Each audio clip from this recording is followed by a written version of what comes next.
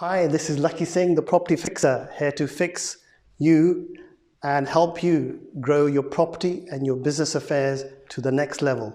So if you're looking for knowledge and insights about how to get involved in property, solve your problems about scalability in your property business, then do watch our 20-minute clips. We've taken them from hundreds and, thousands of videos that we've taken over the last 6 months, and we've broken them into simple chunks which can make them useful for you.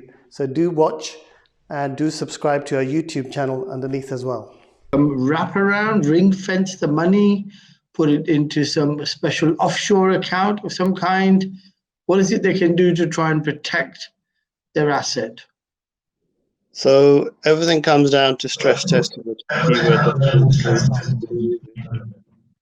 So Ninder Singh and our discussions have meant that you look at every aspect of your current business and see really what you can do. So so you should look at potentially selling and getting out while the going is somewhat still good. But in this market, you may find that anything that you're trying to sell is not going to sell. It's literally getting to that stage. If you've got 6 months lockdown, the underlying market, even though you've got stamp duty discount, people are still going to be buying. But anything above $500,000 still going to be having stamp duty issues. So it's not really going to be happening as much as you might think. So whatever the government's doing seems like a cosmetic surgery. Isn't that what's happening? Just minor touching up and sort of like trying to fix things. But the underlying problem is there isn't an economy functioning at the moment. There's no money moving around, any money changing hands. So, I mean, who's better off? Who's better off in this present time? Well, the only industry that's growing at the moment are Fintech type companies or the food industry, because people have to eat. There's not much happening elsewhere, and especially hospitality, retail. So I think things just based upon the COVID-19 issue are going to be bad enough. But to top it, when interest rates go up, which will have to go up at some stage, it's going to further weaken even fairly strong markets like London. At the moment, I think London, because historically a lot of international organizations or property organizations invest into London. Yeah. So it's being propped up by a lot of international investment. But as time goes on, even London is going to be... You mentioned something called Fintech. What is Fintech then? What is Fintech? You mentioned Fintech. What is that? Is that something anybody else can get into? Something that any normal person can get into? Is that a way of diverting your money, spreading your risk? So Fintech is a very good thing to get into because it's like a multi-billion pound industry. So Fintech would be organizations like Google or Apple, Samsung, all these organizations like cybersecurity, anything that's actually tech-based and blockchain-based, which is creating a new way of doing something in the financial sector. So it's called financial technology. So in the banking sector, if you've got certain platforms where you can reduce the cost and time of a particular service. So a lot of bridging companies, for example, are using certain platforms to borrow money from, then lend them out, or peer lending. So that's a form of fintech. So that industry is potentially huge. So if you pick the right companies, you could be investing 50 or 100,000. So do you have access to that knowledge, like you're saying? Can you give that knowledge away to your viewers and listeners? Is that part of the services that you offer when you're fixing the problems for companies and properties? Do you give them access or knowledge about where they should invest their money into a finance technology company? Well, I've been approached by are a few fintech companies which are like competitors to TikTok and already have valuations of over $1 billion. And some investors I know have already invested 100,000, and if when they go into market, they'll be making at least 900,000. So I do have access to those. I'm not an expert on fintech, but I am very well networked. So I like to know a lot about everything that's going on. But my specialism is property tech. But what is property tech then? What's property tech? You said fintech, now you said property tech. What's property tech? The prop tech is more the same thing, but in the property field. So, for example, eMove, Yopa, these type of organizations, which no longer exist actually, but they were prop tech organizations coming up with a new type of technology to go into the market to make to try and pick up business. Like? So Purple Bricks is a prop tech. Like? Sorry, like? Okay. So, like you said, they came into the market, and what's happened to them? So they haven't succeeded. So you can actually lose money by investing into prop techs and fintechs as well. I have to say, not everything is sort of rosy. So really, if you're an investor, if you've done your due diligence, you understand the market, you understand the potential. They've got a good management team. They've got the right tools. They've got the nice resources, right location, and the organization is able to scale up. Then we ourselves actually got our own prop tech, which are LPA properties, which are launching on the 1st of Jan 2021. That's going to be literally hitting a new market where we'll be helping property buyers in a new market to purchase in a different way, using a different algorithm, a different mindset, a bit like TripAdvisor. So that's going to be very exciting, but I don't really want to plug what we're doing. I think these interviews are more to try and edutain people about what Lakhi the Property Fixer is doing, without you said, without over edutainment. Edutainment, right? Okay, so that's a mix of education and entertainment. I like that. And this is one of your own terminologies? I think I've taken it from somewhere. Okay, so it's a terminology that you're familiar with. That's right. Okay, right. Okay, so we've got the issue of a prop tech and a fintech. We've got other alternative investment tools. We've got other ways for people to put money in. So when the interest rates go up, is it correct? Is this a myth or is it correct that a lot of the money that's lying around in property and in funds associated with property and other investments go back into the stock market, and is that where money then starts flowing? Is that what happens? I think the general gist of it is that, but you get a lot of startup organizations which have got groundbreaking technology,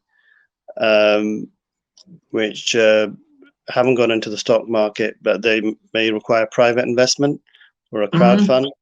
So we're not talking about millions. There could be hundreds of thousands.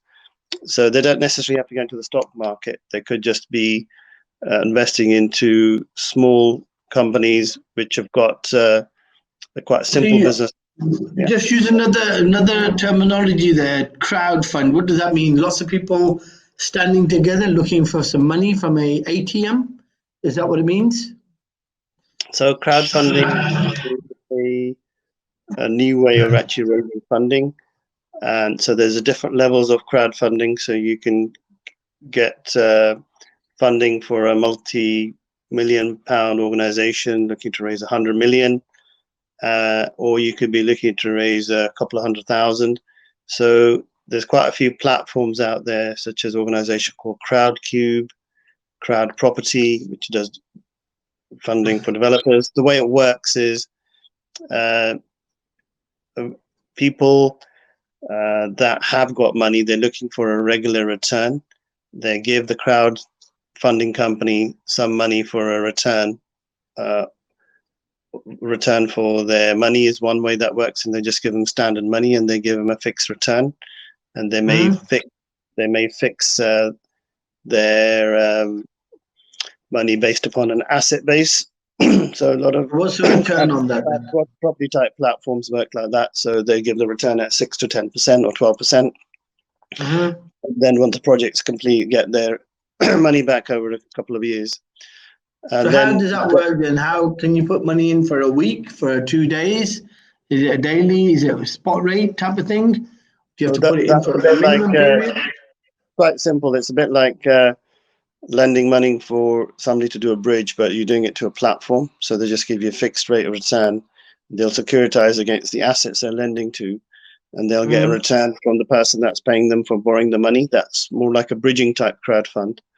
Then you've got more prop tech or fintech type crowdfunders. What they do is they basically present the business model, and they pitch the return based upon the investment profile of that company. So in LPA properties, for example, if you said to them that you're going to get 100% return year on year, people might, put in 50,000, thinking they're going to get £100,000 return on 100% return on whatever funds you're putting in. So you'd be expected to get £50,000 by the end of 2021. And they can put as much money in as they like and take out all of it whenever they want. Is it a minimum investment? Can you draw down from it? How does it work? So different platforms or different opportunities have different prerequisites of what they will and won't do. So certain platforms are free, and then they might take a share in the business. Other platforms, they charge a percentage. Other platforms, they say, look, it's a 3-year project, and we're going to be securitizing it against assets, and you're going to get a return based upon your investment plus on the asset sale. So there isn't really a fixed formula. We've got Neil, who says he's invested into PayPal and a Fintech company and to Square. And he says he's been getting a good turn so far. So he's made a good bit of money there. So obviously a proof that technology-based type of companies are probably the future. If people got money and they want to invest and they want to make sure that they secure a good return and they don't suffer the madness of the market that we're in, probably a good bet to put money into technology-based companies. Yes, Lakhi, so continue. So you were saying? Yeah, so I think there are a lot of fintech opportunities there, but the advantage of working in Mayfair is that you've got your ear on the ground. So anything that's cutting edge, I'm actually got my finger on it, a finger on the pulse. So, I mean, I don't really want to disclose too many of the projects that come to me, because I don't really want to be talking about the big numbers. But basically, I get anything from about 20 or 30 companies approaching me per week that want me to help them to raise finance. To the opposite of that is, companies approaching me to help them to raise, let's say billions of pounds as well. And I'm not shy in talking to them and giving them guidance on how they can take themselves to market, because I've become somewhat very integrated in we can sort of say, angel investment and hedge fund sort of investment angle into the market. So my team are hugely aware of the sort of infrastructure project finance raising as well. So I'm somewhat blessed to have all these other things there as well that we don't get involved in, but we have knowledge of. So anybody coming to me... Neil says in investment anyway, only invest disposable income. And I think Sonia at the same time, her comments are only invest that which you can afford to lose. So there is a bit of a caution around investment, because you're putting money into somebody else's pocket and you're not quite sure whether they know their business. But yes, I think a bit of caution is probably due in investments. So only put in what you can afford to lose, and only disposable income, stuff that's lying around that you're not going to find crunches into your day-to-day living if you don't have that money around. Good advice there. Okay, Lakhi, yeah, so you were saying, so you have your finger on the pulse. You're a bit of a mover and a fixer and a shaker within the square mile. So yeah, continue with the fact that you've got $1 billion company businesses coming to you. So have you changed your original business model? Are you now into different type of a lot of people we know, heard of in the city, are getting into commodity broking, going into gold and precious metals and diamonds and stuff. Is that what you're doing now? Is that what you've decided your business is doing now, and you've taken out a lot of your time from standard business to get involved into other areas of business? The answer is no, I don't get involved in any other projects apart from property.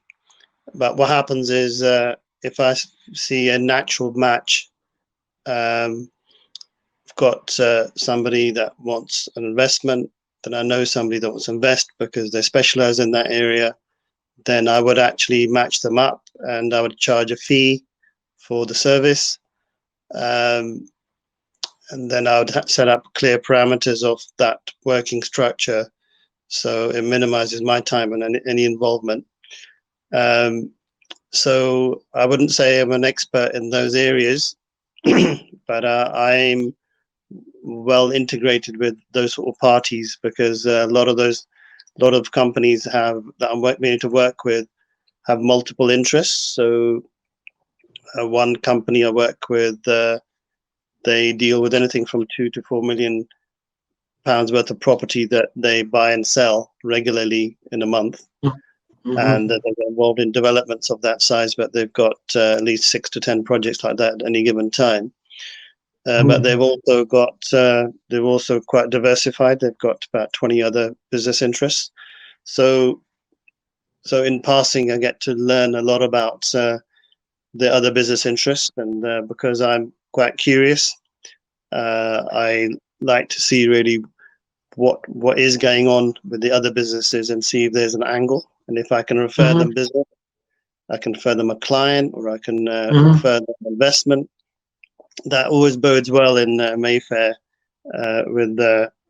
especially if you've got trusted relationships with certain parties. Excellent. Okay, so obviously Sonia also says that she's got a business where she's got a rapid increase, I think, of people following her, 300, I think she says. And Neil also says important to take calculated risks when you're putting money down into an investment. So what are the key principles, Lakhi, that people should look at when they're putting their money into somebody else's business, into an investment? What do you give them as a guideline from the fixer to put their money into something, and what to consider?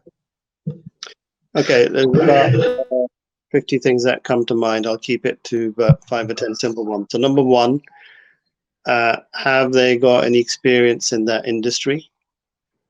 Number two, if they have got experience in that industry, have they successfully done something like that before, made profit, and actually delivered to their shareholders? That's always a good start. Third is the business model realistic? If it's an existing market that's already there, there'll probably be some precedence. Is anybody else doing it in the market and they're showing success?